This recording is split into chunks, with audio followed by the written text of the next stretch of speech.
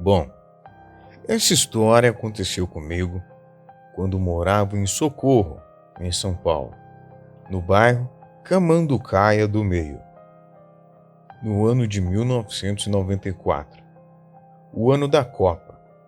Na época tinha 15 anos de idade. Morava em um sítio por onde passava o rio Camanducaia, por isso o nome do bairro. Certo dia, à noite, em uma sexta-feira de lua cheia, fui fazer uma visita para um colega de classe, o João. Peguei uma bicicleta e uma lanterna e fui até lá. A casa dele era bem próxima à minha, mas fui bem devagar, porque estava muito escuro e usava uma das mãos para segurar a lanterna para iluminar o caminho enquanto pedalava a bicicleta. Chegando próximo à casa dele, tinha várias pessoas na esquina da casa. Estranhei a quantidade de pessoas naquele local. Todos os primos de 10 a 16 anos estavam ali esperando o namorado de uma prima dele, a Valquíria. Os pais dela tinham pedido aos familiares que ficassem ali até que o namorado de Valquíria chegasse. Ele tinha 18 anos e tinha acabado de comprar uma moto e todos estavam preocupados com a demora dele em chegar ali no local, já que ele morava na cidade vizinha. A Valquíria perguntou na roda de pessoas que estavam ali: quem tem coragem de ir até a venda telefonar? Porque não existia telefone celular e ninguém próximo tinha um telefone. O silêncio foi total. Todos os primos ficaram parados e olhando um para o outro. Pois bem, como estava tentando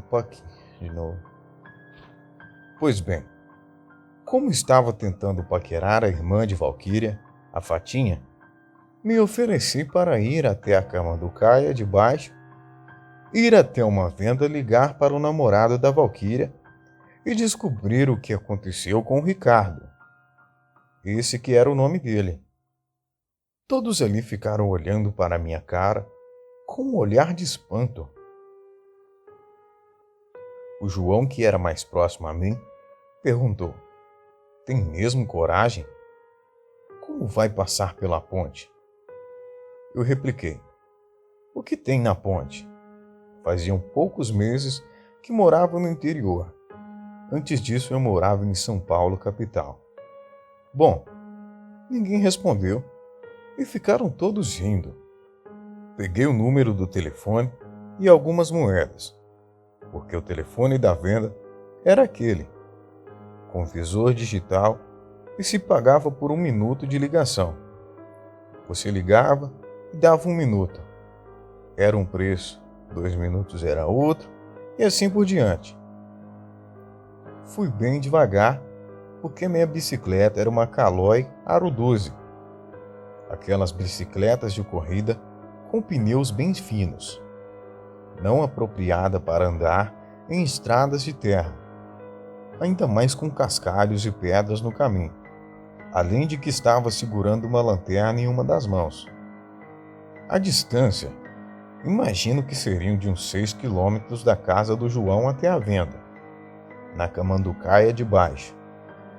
No caminho, tinha que passar ao lado de uma igreja com uma cruz enorme na porta. Ela fica ao lado de uma ponte por onde passa o rio por baixo. Chegando na porta da igreja, já comecei a ficar com medo. Mas alguns metros à frente, em uma curva a tal ponte, parei alguns instantes no meio da ponte e com a lanterna iluminei as margens do rio e algumas pedras por onde a água passava. E não vi e nem ouvi nada de estranho. Só o barulho da água passava por ali. Pensei comigo: eles estavam querendo brincar comigo, só pode. E continuei o meu caminho até a venda. Chegando lá, liguei para o Ricardo e disse que a Valquíria estava esperando ele. lá na esquina da casa dela. Dei o recado e comecei o caminho de volta. Na volta, minha lanterna começou a falhar devido à trepidação do caminho. Foi falhando, falhando, falhando, até que não ligou mais. Fiquei no escuro no meio de uma estrada de terra. Na hora eu fiquei com muito medo. Mas continuei meu caminho de bicicleta por aquele caminho cheio de pedras. Um pouco antes de chegar na tal ponte, o pneu da bicicleta furou. Passei a ter mais medo ainda, mas desmontei da bicicleta e fui empurrando seguindo o caminho. Pois bem, quando estava bem próximo à ponte, notei um brilho estranho por debaixo dela, mas continuei. Quando estava no começo da ponte, vi debaixo dela umas velas acesas. Também havia um despacho ali no meio de um círculo de velas. Era comida, bebida, cigarro e dinheiro. E havia também um crânio humano com um punhal fincado.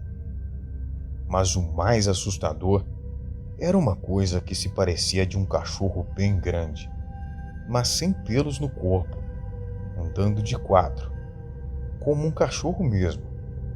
Reparei que a coisa tinha um focinho como de um porco e fumava um cigarro de fumo com um cheiro muito forte e deveria alcançar facilmente 2 metros de altura se ficasse em pé. A criatura andava em volta daquele despacho de um lado para o outro, como se estivesse protegendo aquilo. Nossa, na hora eu gelei todo o corpo e fiquei totalmente paralisado. Eu queria sair correndo dali, mas eu não conseguia. Fiquei alguns segundos ali, olhando a coisa embaixo da ponte. Andava de um lado para o outro, como se estivesse protegendo aquele despacho e também os potes de bairro que ali estavam. Só escutava um barulho de um rosnado e um barulho do capim, que era aqueles mais grossos quebrando, porque a coisa andava de um lado para o outro, como se fosse um sentinela. Não tinha outro caminho para chegar em casa. Tinha que passar pela ponte e eu tinha que tomar coragem a seguir. Voltou a força nas pernas e prossegui com a bicicleta, mas sem olhar para baixo. Como era bem na curva, teria que passar bem ao lado da coisa. Quando estava bem ao lado da entrada que levava para baixo da ponte, comecei a ouvir estalos de galho quebrando, como se a coisa estivesse chegando próximo. De repente, a coisa sai da mata e dá um rosnado tão grande, mas tão grande, que saí correndo a toda velocidade empurrando a bicicleta, sem olhar para trás. Minhas canelas batiam nos pedais e foram cortando, mas na hora eu nem senti dor de tanta adrenalina que eu tinha no sangue. Cheguei na esquina próxima à casa do João, sem fôlego e com as canelas sangrando. Parei ali e fiquei tomando fôlego. Todos estavam olhando para mim. Contei toda a história da lanterna, bicicleta e da ponte.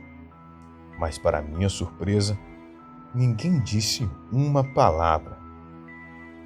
Poderiam ter dito que era um mentiroso ou estava brincando, mas não. Ficaram em silêncio absoluto. Até que a Valquíria quebrou o silêncio me perguntando sobre o recado. E eu disse a ela que consegui telefonar e tal. E todos ali começaram a conversar, perguntando da lanterna e da bicicleta, mas ninguém perguntava da ponte. Bom, essa é a minha história. Lembrei dela após assistir os relatos que contam no YouTube. Às vezes, conto essa história para amigos e familiares, mas eu acho que ninguém nunca acreditou em mim. Boa noite.